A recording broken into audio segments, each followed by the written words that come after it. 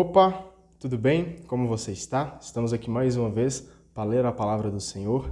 Ele nos deu bastante saúde, então vamos glorificar, vamos agradecer a Ele por essa oportunidade aqui de estar lendo os seus ensinamentos.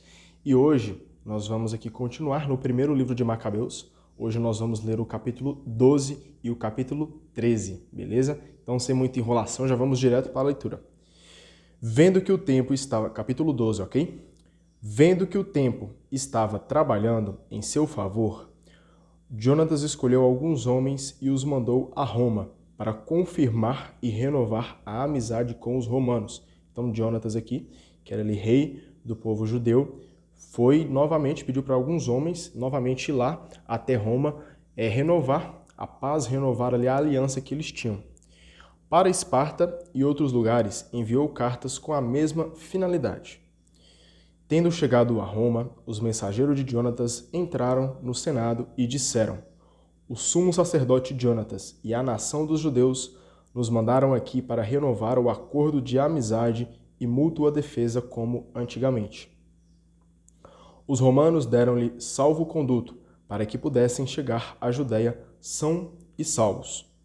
Cópia da carta que Jonatas escreveu aos espartanos. Do sumo sacerdote Jonatas, do Conselho da Nação dos Sacerdotes e do povo judeu em geral, aos irmãos espartanos, saudações. Já no passado foi enviado ao sumo sacerdote Onias uma carta da parte de Ario, rei de vocês, dizendo que vocês são nossos irmãos. Anexamos uma cópia dessa carta. Onias recepcionou com honras o portador da carta e aceitou a carta onde se falava de amizade e aliança. Nós, porém, não precisamos disso, pois temos o apoio dos livros sagrados que estão em nossas mãos. Acredito aqui que esses livros aqui falados são até os livros que vão ser aqui depois nomeados como do Antigo Testamento. Posso estar enganado, mas eu acredito que seja isso. É bom e importante a gente dar uma pesquisada depois. Mesmo assim, estamos tentando renovar a fraternidade e a amizade nossa com vocês, para não nos tornarmos estranhos uns aos outros, pois já faz muito tempo que vocês nos mandaram a carta. Durante todo esse tempo, sem qualquer interrupção, nas festas e outros dias estabelecidos, nos lembramos de vocês durante os sacrifícios que oferecemos e nas orações, como é necessário fazer quando a gente se lembra dos irmãos, ou seja, vamos orar pelos nossos irmãos. Estamos contentes com o sucesso de vocês. Nós, porém, estamos cercados de dificuldades e enfrentando muitas tribulações e guerras, pois os reis, nossos vizinhos, nos atacaram. Não quisemos incomodá-los com essas guerras, como de resto a nenhum dos outros nossos amigos e aliados, porque nós temos a ajuda do céu. Desse modo, nos livramos dos nossos inimigos que foram humilhados. Então, a nossa ajuda, olha para você ver o que a Bíblia nos ensina, a nossa ajuda vem do céu, a nossa ajuda vem de Deus. Então, diante das dificuldades, diante dos inimigos, busque a sua ajuda no lugar certo. A sua ajuda vem do céu, a sua ajuda vem de Deus. Agora, escolhemos Numênio, filho de Antíoco, e Antipatro, filho de Jasão, como embaixadores nossos junto aos romanos, a fim de renovar nossa antiga amizade e aliança com eles. Determinamos também que eles mesmos fossem transmitir a vocês nossos cumprimentos e levar esta carta, que tem por objetivo renovar nossa fraternidade. Finalmente, gostaríamos de receber uma resposta de vocês ao que nós aqui dizemos. Cópia da carta que eles tinham mandado a Onias. Diário, rei dos espartanos, ao grande sacerdote Onias, saudações. Em documentos sobre os espartanos e os judeus, foi descoberto que são parentes descendentes de Abraão. Assim, a partir do momento em que tivemos conhecimento disso, ficamos desejando muito que vocês nos escrevessem, falando da sua situação atual.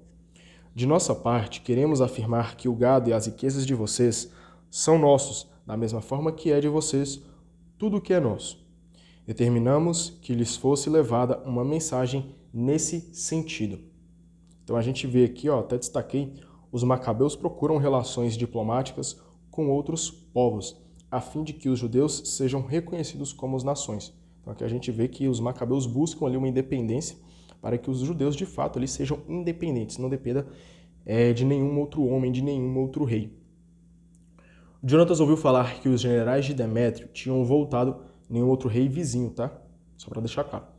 Jonatas ouviu falar que os generais de Demétrio tinham voltado para atacá-lo, trazendo exército mais numeroso que o anterior. Então saiu de Jerusalém e foi enfrentá-los na região de Amatite, para que não lhe invadissem o território. Jonatas mandou espiões ao acampamento inimigo. Ao voltar, contaram que os generais de Demétrio estavam preparados para cair de surpresa sobre os judeus naquela mesma noite. Logo que o sol se pôs, Jonatas deu ordens para que os seus companheiros ficassem vigiando e estivessem armados, preparados para lutar a noite toda, e colocou sentinelas em torno do acampamento. Quando os inimigos souberam que Jonatas e seus companheiros estavam preparados para a batalha, ficaram com medo e se acovardaram, acenderam fogueiras no acampamento e se retiraram. Jonatas e seus companheiros, porém, não notaram nada até de manhã, pois viam as fogueiras acesas. Foi quando saíram em perseguição contra eles, mas não conseguiram alcançá-los, porque já tinham atravessado o rio Eleutero.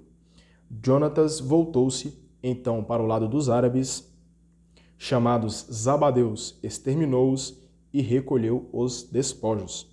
Em seguida, levantou o acampamento e foi para Damasco, percorrendo toda a região.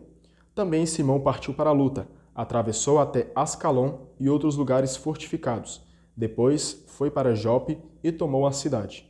De fato, ele tinha recebido notícia de que estavam querendo entregar essa fortaleza aos partidários de Demétrio. Por isso deixou aí um batalhão de guarda para vigiar a cidade. Jonatas voltou e em seguida convocou a assembleia dos anciãos do povo para resolver com eles sobre a construção de lugares fortificados na Judéia, a elevação da muralha de Jerusalém e a construção de uma alta muralha entre a fortaleza e a cidade. Desse modo, haveria separação entre ambas, para que a fortaleza ficasse isolada e seus ocupantes não pudessem vender nem comprar. Então se reuniram para reconstruir a cidade. O muro junto do córrego ao lado oriental caiu e Jonatas reconstruiu essa parte chamada Cafenata.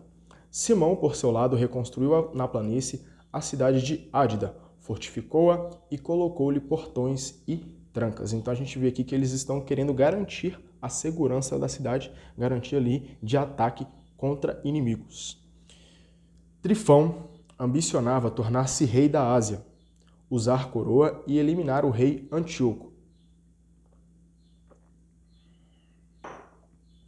Mas temia que Jonatas não lhe permitisse ou que o atacasse. Por isso procurava maneiras de o pegar e matar. Levantou o acampamento e foi para Betsã.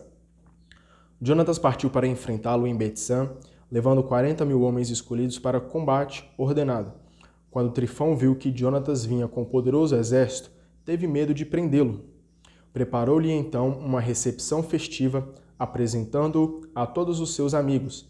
Deu-lhe muitos presentes e mandou que seus amigos e todas as suas tropas lhe obedecessem, como se fosse a ele próprio. E perguntou a Jonatas: para que você está dando trabalho a um exército tão grande, quando não há ninguém lutando contra nós? Mande esse pessoal voltar para casa. Escolha apenas alguns homens e vamos comigo até Ptolemaida. A gente vê aqui que Trifão está tentando ali seduzir, está tentando enganar Jonatas. Isso vai custar talvez até um preço bem grande. Preste atenção para você ver. Vou entregar a você a cidade com as outras fortalezas, o restante do exército e os encarregados de negócios. Em seguida voltarei para casa. Foi para isso que vim até aqui. Jonatas acreditou nele e fez o que ele propôs. Dispensou o exército que voltou para a Judéia e ficou com 3.000 homens apenas. Deixou 2.000 na Galileia e 1.000 foram com ele. Logo que Jonatas entrou em Ptolemaida, o pessoal da cidade fechou as portas, prendeu Jonatas e matou à espada todos os seus acompanhantes. Olha para você ver. Infelizmente, Trifão aqui conseguiu aquilo que ele queria. Em seguida, Trifão mandou o exército e a cavalaria até a Galileia e a grande planície para acabar com todos os companheiros de Jonatas. Estes, porém, souberam que Jonatas e seus companheiros tinham sido presos e mortos. Animaram-se mutuamente e foram em coluna cerrada prontos para entrar em luta. Seus perseguidores viram que eles estavam dispostos a arriscar a vida e voltaram para trás. Assim, todos puderam voltar tranquilamente para o país de Judá. Choraram Jonatas e seus companheiros e ficaram com muito medo, e todo Israel fez grande luto. As nações vizinhas começaram a pensar em acabar com os judeus, dizendo assim: eles não têm mais chefe, nem onde se apoiar. Vamos atacá-los e apagar a lembrança deles do meio da humanidade. Até destaquei aqui a explicação que a Bíblia traz sobre essa última parte aqui do capítulo 12, que diz o seguinte: enganado por Trifão e seduzido por sua própria ambição, Jonatas cai preso e os judeus pensam que ele já está morto. Sem o líder, o movimento de independência corre o perigo de se desarticular completamente. Mais uma vez, o povo fica à mercê das nações. Então, uma coisa aqui que deixa muito claro para a gente é não deixar se enganar pelo inimigo, pois o inimigo ele tenta, por várias e várias formas, de várias maneiras diferentes, tentar nos enganar. Mas nós temos que verdadeiramente olhar para Cristo, buscar a sabedoria em Deus, a sabedoria verdadeira que é Deus, que é o amor em Deus sobre todas as coisas, porque o nosso apoio, a nossa vida está em Deus. Se não estiver, infelizmente nós vamos estar no caminho da perdição. Mas se continuarmos firmes no caminho de Deus, nós vamos ser homens e mulheres abençoados. Nós vamos ter aí uma nação abençoada. Então vamos buscar o nosso apoio em Deus. Vamos aqui agora para o capítulo 13. Que calor, hein? Meu Deus! Vamos lá.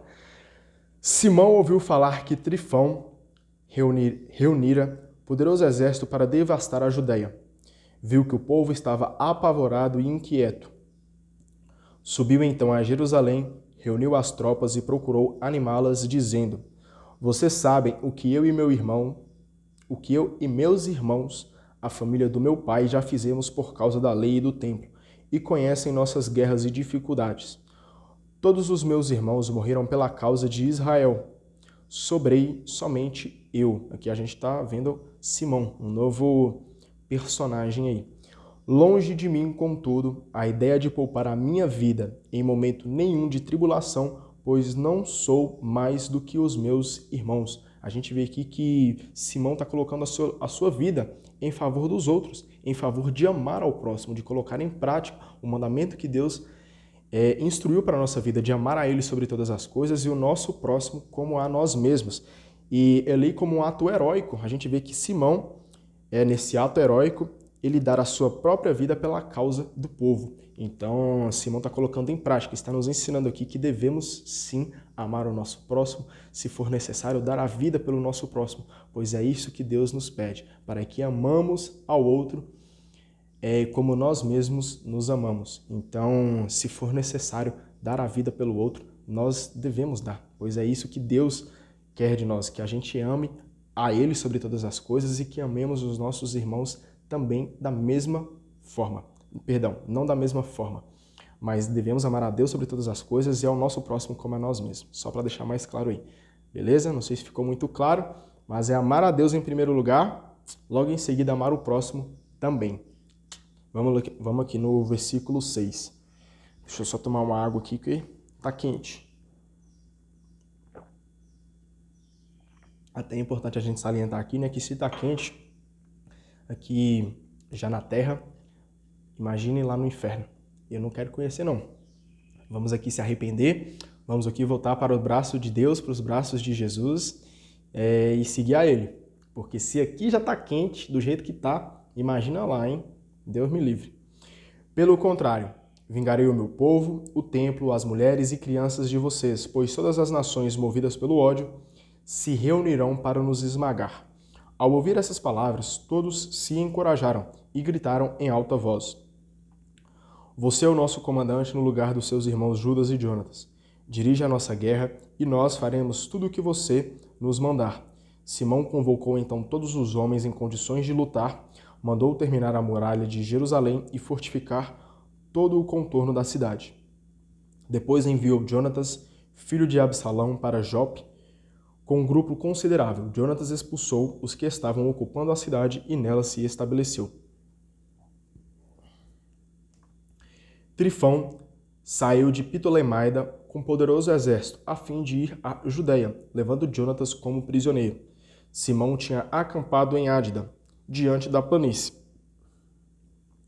Ao saber que Simão tinha assumido o lugar do seu irmão Jonatas e que se preparava para combatê-lo, Trifão mandou mensageiros com este recado: Mantemos preso seu irmão Jonatas por causa do dinheiro que ele deve ao tesouro real, pelos cargos que exercia. Mande 3,5 toneladas de prata, com 2 filhos dele como reféns, para que Jonatas não fique contra nós quando for libertado. Então nós o soltaremos. Simão percebeu que falavam de má fé. No entanto, mandou entregar o dinheiro e as crianças, a fim de não provocar mal-estar entre o povo. Já que poderiam dizer, Jonatas morreu porque Simão não mandou o dinheiro nem os filhos para Trifão. Então ele mandou as crianças e as 3,5 toneladas de prata. Trifão, porém, faltou à palavra e não soltou Jonatas. Depois disso, Trifão marchou para invadir e saquear a região, rodeando pelo caminho de Adora. Simão e seu exército o seguiam por toda a parte. Os que estavam na fortaleza enviavam recados a Trifão, solicitando que fosse encontrar-se com eles através do deserto e que lhes mandasse alimentos. Trifão preparou toda a sua cavalaria, mas nessa noite nevou demais. Então ele se afastou da região e foi para Galaade. Quando chegou perto de Bascama, matou Jonatas e aí o enterrou. Em seguida voltou para a sua terra. Então aqui a gente vê o fim da vida de Jonatas. Mais tarde, Simão mandou recolher os ossos do seu irmão Jonatas e sepultou-os em Modim, cidade dos seus pais. Todo Israel chorou muito por ele e ficou de luto durante muitos dias. Simão construiu um túmulo no lugar onde estavam sepultados seu pai e seus irmãos. Fez um monumento alto, vistoso, com pedras polidas de um lado e do outro. Fez também 7 pirâmides voltadas, umas para as outras, em memória do seu pai, de sua mãe e de seus 4 irmãos. Para isso construiu adornos artísticos, rodeados de grandes colunas, e colocou armaduras nas colunas para recordação perpétua.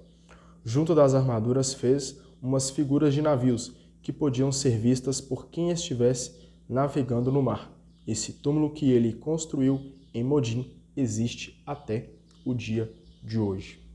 Trifão agiu com falsidade também com o jovem rei Antíoco e o mandou matar. Olha para você ver, cara. Falsidade sempre existindo aí no mundo. Infelizmente, temos que tomar cuidado. Tome muito cuidado, não confie nos homens. Não confiar 100% nos homens, na verdade. Pois, infelizmente, nós somos tendenciosos aí a errar, a pecar. Então, eu te aconselho a confiar somente em Deus. Confiar 100%, confiar verdadeiramente somente em Deus. Pois Deus ele não é homem para mentir, Deus não é homem para fazer falsidades, para ser um homem falso. Deus ele é 100% fiel. Então, tudo aquilo que ele prometeu, ele vai cumprir. E confie em Deus, você pode ter certeza que você não vai se arrepender. Deus ele é perfeito e diferente dos homens, Deus não é falso. Então confie 100% no Senhor, confie verdadeiramente em Deus, pois Ele sim é honesto, Ele sim é fiel. Reinou em lugar dele, usou a coroa do rei da Ásia e acabou provocando enorme desgraça no país. Olha para você ver. O homem, essas coisas aqui, esses absurdos que fazem. Simão reconstruiu as fortalezas da Judéia, cercou-as de altas torres e grandes muralhas com portões e trancas e abasteceu com mantimentos. Depois escolheu alguns homens e mandou-os ao rei Demétrio para conseguir a isenção de impostos para o país, pois tudo que Trifão fazia era roubar. O rei Demétrio respondeu-lhe com esta carta: Do rei Demétrio ao sumo sacerdote Simão, amigo dos reis, aos anciãos e à nação dos judeus, saudações. Recebemos a coroa de ouro e a palma que vocês nos mandaram, e estamos prontos para fazer com vocês uma paz duradoura e escrever aos encarregados dos nossos negócios para que isentem vocês de impostos. Continue em vigor o que nós já determinamos em favor de vocês. As fortalezas que vocês construíram ficam em seu poder. Perdoamos os erros e falhas que vocês cometeram até a presente data, assim como o imposto real que nos devem. Caso devam alguma contribuição em Jerusalém, isso não será exigido. Se algum de vocês estiverem dispostos a se alistar em nossa guarda pessoal, venham alistar-se e reine a paz entre nós. Corria o ano 170, quando Israel ficou livre do jugo das outras nações. A partir daí, o povo passou a escrever assim as datas em documentos e contratos. Ano 1 de Simão, o Grande, sumo sacerdote, general e chefe dos judeus. Até destaquei aqui que diz sobre essa parte que pela primeira vez, desde o exílio na Babilônia, a Judéia adquire a independência política e econômica. Então aqui os judeus ali da Judéia adquirem a independência política e econômica. Aquilo que eles tanto batalharam, eles conseguiram. Versículo 43. Nesses dias, Simão acampou contra Gazara e com seu exército a cercou. Construiu uma torre móvel, chegou perto da cidade, atacou-lhe uma das torres e conseguiu tomá-la. Os que estavam na torre móvel saltaram para dentro da cidade, provocando grande agitação. Os homens da cidade subiram na muralha com suas mulheres e filhos, rasgando a roupa, pediam paz a Simão em grandes gritos. Não nos trate segundo a nossa maldade, mas segundo a misericórdia. Simão não fez mal à população e suspendeu o ataque. Obrigou-os, porém, a sair da cidade e purificou as casas onde havia ídolos. Depois entrou na cidade, entre hinos, cânticos e ações de graças. Tirou daí tudo o que havia de impuro e levou para residir nesse lugar gente que praticava a lei. Fortificou a cidade e aí construiu uma casa para si. O batalhão aquartelado na fortaleza em Jerusalém estava impedido de sair pela vizinhança para comprar ou vender. Passavam muita fome e muitos morriam. Eles clamaram a Simão pedindo que lhes concedesse a paz. Simão concordou, mas expulsou-os daí e purificou a fortaleza de todas as abominações. E também achei. Os judeus puderam entrar na fortaleza no dia 23 do segundo mês do ano 171. Entraram aos gritos e levando ramos, tocando cítaras, símbolos e harpas, entoando hinos e cânticos, pois acabava de ser derrotado o maior inimigo de Israel. Simão determinou que esse dia fosse comemorado todos os anos com muita alegria. Fortificou ainda mais o monte do templo ao lado da fortaleza e ficou aí residindo com a sua família. Notando que o seu filho João era homem feito, o nomeou comandante de todas as forças militares. E João foi morar em Gazara. Então a gente viu aqui a independência ali dos judeus, eles solidificando também a independência deles. E assim a gente finaliza com a leitura de hoje e vou destacar mais uma vez, que foi essa parte aqui que eu falei, ó. Quer ver? No versículo 15 do capítulo 12, porque nós temos a ajuda do céu. Desse modo nos livramos dos nossos inimigos que foram humilhados. Então busque sempre, sempre, sempre a sua ajuda no céu, a sua ajuda em Deus, pois só Deus pode nos guiar no caminho certo, tá bom? Deus abençoe a sua vida. Terminamos aqui com a leitura de hoje. Faça bom uso da leitura da palavra de Deus, tá bom? Deus te abençoe. Até mais. Tchau, tchau.